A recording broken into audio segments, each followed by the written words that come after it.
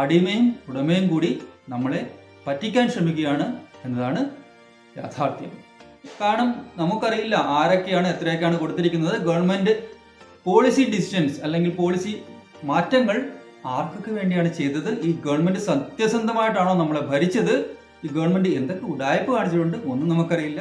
Hello, അപ്പോൾ ഫെബ്രുവരി 15-ന് supreme കോടതി division bench ഒരു സുപ്രധാന വിധി പുറപ്പെടുവിച്ചിരുന്നു. നിങ്ങൾക്ക് ഓർമ്മ കാണും, ഇലക്ട്രൽ ബോണ്ട് എന്ന ഉഡായിപ്പ് സെറ്റപ്പ് എടുത്തു കളയാനുള്ള വിധി, അത് റദ്ദ് ചെയ്തുകൊണ്ടുള്ള ഒരു വിധി പുറപ്പെടുവിച്ചിരുന്നു.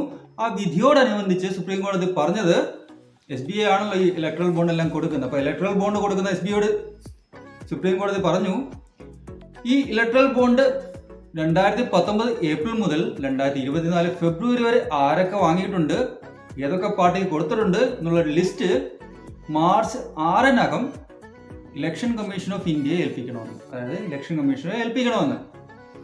ആ ലിസ്റ്റ് ഇലക്ഷൻ കമ്മീഷൻ 2024 മാർച്ച് 13-നകം പബ്ലിസൈസ് ചെയ്യണം, ജനങ്ങളോട് പറയണം, അല്ലെങ്കിൽ പ്രസിദ്ധീകരിക്കണം ജനങ്ങൾക്ക് കാണാൻ വേണ്ടി എന്നാണ് സുപ്രീം കോടതി ഓർഡർ കൊടുത്തത്. എന്തായാലും വിധി വന്നതിന് ശേഷം ഏകദേശം 1 മാസത്തോളം ആവാറായി. ഇത്രനാൾ ഉറങ്ങിക്കിടന്നിരുന്ന SBI ഈ ലിസ്റ്റ് ഇലക്ഷൻ കമ്മീഷന് കൈമാണ്ട മാർച്ച് 6-ന് 2 ദിവസം മുമ്പ് സുപ്രീം കോടതിയിൽ അപേക്ഷ കൊടുത്തിരിക്കുകയാണ്. ലിസ്റ്റ് പ്രിപ്പയർ ചെയ്യാൻ സമയമെടുക്കും. ഒരു ഇന്ത്യൻ മഹാസമുദ്രം പോലെ പരന്നു കിടക്കുന്ന ലിസ്റ്റാണത്. അത് എൻക്രിപ്റ്റഡ് ഫോമാറ്റിലാണ്. അപ്പോൾ അതിന് സമയമെടുക്കും. അതുകൊണ്ട് കുറച്ചുകൂടെ സമയം വേണമെന്ന്. അപ്പോൾ ഇത്രയും നാൾ എന്ത് ചെയ്യുകയായിരുന്നു SBI എന്ന് ചോദിച്ചാൽ, വേണമെങ്കിൽ അവർക്ക് പറയാം, ഞങ്ങൾ ലിസ്റ്റ് നോക്കുകയായിരുന്നു, പരിശോധിക്കുകയായിരുന്നു, എങ്ങനെയാണ് അത് ചെയ്യേണ്ടതെന്ന് തീരുമാനിക്കുകയായിരുന്നു. അങ്ങനെ പല കാര്യങ്ങൾ അവർക്ക് പറയാം. എന്തായാലും ഇന്ത്യൻ മഹാസമുദ്രം പോലെ ഈ പരന്ന ലിസ്റ്റ് പ്രിപ്പയർ ചെയ്ത് ഇലക്ഷൻ കമ്മീഷന് ഹാൻഡ് ഓവർ ചെയ്യാൻ അവർക്ക് കുറച്ച് സമയം കൂടി വേണം. കുറച്ച് ദിവസങ്ങൾ എന്ന് നിങ്ങൾ തെറ്റിദ്ധരിക്കരുത്. കുറച്ച് ആഴ്ചകളുമല്ല, കുറച്ച് മാസങ്ങൾ, ഒരു 4 മാസത്തെ സമയം അവർക്ക് വേണം. ജൂൺ 30-ന് ഈ ലിസ്റ്റ് ഇലക്ഷൻ കമ്മീഷന് കൊടുക്കാമെന്നാണ് SBI പറഞ്ഞിരിക്കുന്നത്. കളി മനസ്സിലായി കാണുമല്ലോ അല്ലേ? ജൂൺ 30 ആകുമ്പോഴത്തേക്കും ഇപ്പോഴത്തെ ഇലക്ഷൻ കഴിയും. പിന്നെ ഇലക്ഷൻ ഉള്ളത് 5 വർഷത്തിന് ശേഷം 2029 മാത്രമാണ്. അപ്പോഴേക്കും പുതിയ വല്ല ഉഡായ്പ സെറ്റപ്പോ പുതിയ വല്ല ഉഡായ്പ സംവിധാനങ്ങളോ ഗവൺമെന്റ് സെറ്റ് ചെയ്തോളൂ. അപ്പോഴത്തേക്ക് ഇതിന്റെ കാര്യങ്ങളെല്ലാം ജനങ്ങൾ മറന്നുപോകും. അഥവാ മാർച്ച് 13-ന് ഈ ലിസ്റ്റ് പ്രസിദ്ധീകരിക്കുകയാണെങ്കിൽ ഈ ഇലക്ഷന് മുമ്പുള്ള, ഈ 2024 ജനറൽ ഇലക്ഷന് മുമ്പുള്ള പ്രധാന ചർച്ചാ വിഷയം ഈ ലിസ്റ്റ് തന്നെയായിരിക്കും. ആരൊക്കെ എത്രയൊക്കെ കൊടുത്തു, ആർക്കൊക്കെ കൊടുത്തു എന്നതായിരിക്കും പ്രധാന ചർച്ചാ വിഷയം. 1500 കോടി വാങ്ങിയ കോൺഗ്രസിന് ഇത് വലിയതായിട്ട് ബാധിക്കുന്ന കാര്യമല്ല. അവർക്ക് ഭരണം എവിടെയാണുള്ളത്? ഭരണമില്ലാത്തവർക്ക് ഗവൺമെന്റ് പോളിസിയിൽ എവിടെ തീരുമാനമെടുക്കാൻ പറ്റും? ഇത് ബാധിക്കാൻ പോകുന്നത് 1500 കോടി വാങ്ങിയ BJP ആണ്, ഭരിക്കുന്ന പാർട്ടിയാണ്. അവർ ആർക്കൊക്കെ എന്തെല്ലാം ചെയ്തു കൊടുത്തു, അവർ ആരിൽ നിന്നെല്ലാം വാങ്ങി, ഏതൊക്കെ നഷ്ടത്തിലായ കമ്പനികൾ ഇവർക്ക് കാശ് കൊടുത്തു, ആ കമ്പനികൾ ഗവൺമെന്റ് പോളിസി ചേഞ്ചിന് ശേഷം എങ്ങനെ ലാഭത്തിൽ വന്നു, ആരൊക്കെ എത്രയൊക്കെ കൊടുത്തു, ഏതൊക്കെ കമ്പനികൾക്ക് വേണ്ടി എന്തൊക്കെ തീരുമാനങ്ങൾ ഇവർ മാറ്റിയിട്ടുണ്ടാകാം തുടങ്ങിയ കുറേയധികം കാര്യങ്ങൾ ചർച്ചയിൽ വരും. ഇനി ചൈനീസ് ഷെൽ കമ്പനികൾ ഇന്ത്യയിൽ നിക്ഷേപിച്ചിട്ടുണ്ടെങ്കിൽ, അത്തരം ഷെൽ കമ്പനികൾ BJPക്ക് ഇലക്ട്രൽ ഫണ്ട് കൊടുത്തിട്ടുണ്ടെങ്കിൽ, ഇലക്ട്രൽ ബോണ്ട് വാങ്ങിയിട്ടുണ്ടെങ്കിൽ അതും വെളിയിൽ വരും. അപ്പോൾ ഈ ഇലക്ട്രൽ ബോണ്ട് എന്ന് പറയുന്ന സംവിധാനം ഒരു രഹസ്യാത്മക സംവിധാനമാണെന്ന് പറയുന്നുണ്ടെങ്കിലും SBIക്കും ഭരിക്കുന്ന പാർട്ടിക്കും എല്ലാം അതറിയാം എന്നുള്ള കാര്യം ഉറപ്പാണ്.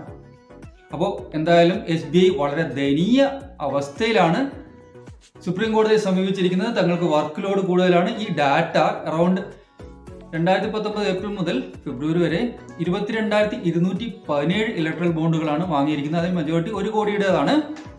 അപ്പോൾ ഈ 22,217 2 സെറ്റുകളാണുള്ളത്. അതായത് ഡബിൾ, അറൗണ്ട് 44,000 പ്ലസ്, 44,000-ൽ കൂടുതലുണ്ട്. അപ്പോൾ ആ ഡാറ്റ എല്ലാം ഡീക്രിപ്റ്റ് ചെയ്യണം, അതിനുശേഷം പ്രോസസ്സ് ചെയ്യണം, അതിനുശേഷം ലിസ്റ്റ് പ്രിപ്പയർ ചെയ്യണം. ഒരു വലിയ ജോലിയാണ്. തങ്ങളുടെ ഈ വർക്ക് ലോഡിനിടയ്ക്ക്, ഈ ബുദ്ധിമുട്ടേറിയ സമയത്ത് ഇതെല്ലാം കൂടെ ചെയ്യാൻ ബുദ്ധിമുട്ടാണ്.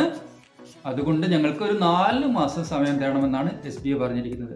SBI മുന്നിൽ നിർത്തി പിൻ സീറ്റ് ഡ്രൈവിംഗ് നടത്തുന്ന ആരാണെന്ന് എല്ലാവർക്കും അറിയാം. ഇവിടെ ഉടമയ്ക്ക് വേണ്ടി അടിമ സുപ്രീം കോടതിയിൽ എത്തിയിരിക്കുകയാണ് സഹായം അഭ്യർത്ഥിക്കാൻ. ഇപ്പോൾ ബേസിക്കലി സുപ്രീം കോടതിയിലുള്ള ജഡ്ജസിനും ഈ ടെക്നിക്കൽ കോംപ്ലിക്കേഷൻസ് അല്ലെങ്കിൽ ഇതിനുള്ള ബുദ്ധിമുട്ടുകൾ കൃത്യമായി അറിയണമെന്നില്ല. അപ്പോൾ മിക്കവാറും SBI പറയുന്ന പല കാര്യങ്ങളും അവർ അംഗീകരിക്കാനാണ് സാധ്യത. അവർ പക്ഷേ ജൂൺ 30 വരെ സമയം കൊടുക്കണമെന്ന് നിർബന്ധമില്ല. പക്ഷേ മാർച്ച് 13 എന്നുള്ളത് അല്ലെങ്കിൽ മാർച്ച് 6 എന്നുള്ളത് മാറ്റി കൊടുക്കാൻ സാധ്യത വളരെയധികം കൂടുതലാണ്. കാരണം ഇതിന്റെ ടെക്നിക്കാലിറ്റീസിനെ പറ്റി സുപ്രീം കോടതി ജഡ്ജസിന് ഇത്ര ഇൻഡെപ്ത് ഡീറ്റെയിൽസ് ഉണ്ടാവണമെന്ന് യാതൊരു നിർബന്ധമില്ല. അപ്പോൾ പറഞ്ഞു വരുമ്പോൾ റൈറ്റ് ടു ഇൻഫർമേഷനും, അതായത് അറിയാനുള്ള അവകാശവും ജനങ്ങളുടെ തുല്യത അവകാശവും എല്ലാം കാറ്റിൽ പറക്കുകയാണ് ഈ ഇലക്ഷനിൽ. കാരണം നമുക്കറിയില്ല ആരൊക്കെയാണ് എത്രയൊക്കെയാണ് കൊടുത്തിരിക്കുന്നത്. ഗവൺമെന്റ് പോളിസി ഡിസിഷൻസ് അല്ലെങ്കിൽ പോളിസി മാറ്റങ്ങൾ ആർക്കൊക്കെ വേണ്ടിയാണ് ചെയ്തത്? ഈ ഗവൺമെന്റ് സത്യസന്ധമായിട്ടാണോ നമ്മളെ ഭരിച്ചത്? ഈ ഗവൺമെന്റ് എന്തൊക്കെ ഉഡായ്പ കാണിച്ചിട്ടുണ്ട് ഒന്നും നമുക്കറിയില്ല. അപ്പോൾ ഈ ഇലക്ഷനെ സംബന്ധിച്ച്, അഥവാ സുപ്രീം കോടതി SBIക്ക് സമയം കൂട്ടിക്കൊടുക്കുകയാണെങ്കിൽ ഈ ഇലക്ഷനെ സംബന്ധിച്ച് തുല്യത എന്ന അവകാശവും അറിയാനുള്ള അവകാശവും നിഷേധിക്കപ്പെടുകയാണ്. അടിമയും ഉടമയും കൂടി നമ്മളെ പറ്റിക്കാൻ ശ്രമിക്കുകയാണ് എന്നതാണ് യാഥാർത്ഥ്യം. Thank you.